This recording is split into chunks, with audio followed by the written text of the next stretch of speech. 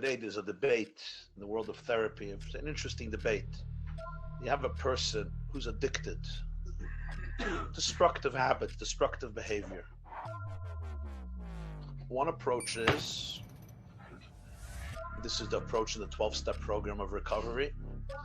If you don't become fully abstinent, if you don't completely disengage, quit the habit, quit the addiction and break it, there's nothing to talk about.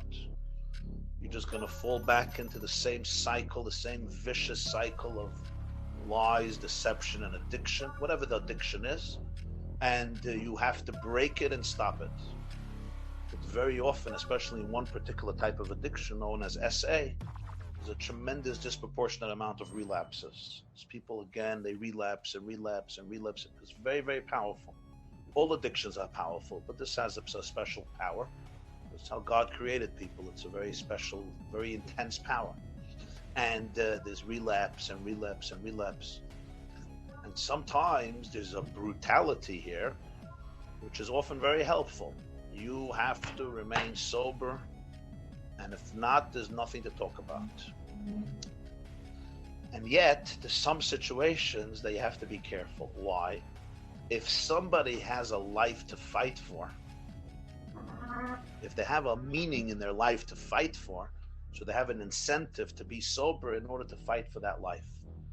If a person sees themselves as completely valueless, as completely insignificant, they have absolutely no meaning to their life, they don't have anything to fight for, that should encourage them to fight over the addiction. So sometimes if you don't give that to them, you're not helping them. You cannot focus on their Ra. You can't focus on their Ra because they have nothing to look forward to. Their whole life is worthless. It's meaningless. So why shouldn't I have a relapse? For what? What am I fighting for? For my wife, for my children, for myself, for my soul, for my truth? They don't have any of it. They were taught in their mind that they're absolutely worthless. Their whole life is worthless. You have to give somebody a life. They should say, I want to fight for it. There's something good in me that I want to fight for. If there's nothing good in me, what am I fighting for? To preserve a shmata? To preserve a doormat? To preserve a dirty, filthy rag? Who needs to preserve it? Let it be. It's already messed up, so it'll be a little more messed up. Understand that sometimes people are so far that if you wait for Sur Meirah, you're going to wait forever. You need to start off with positivity.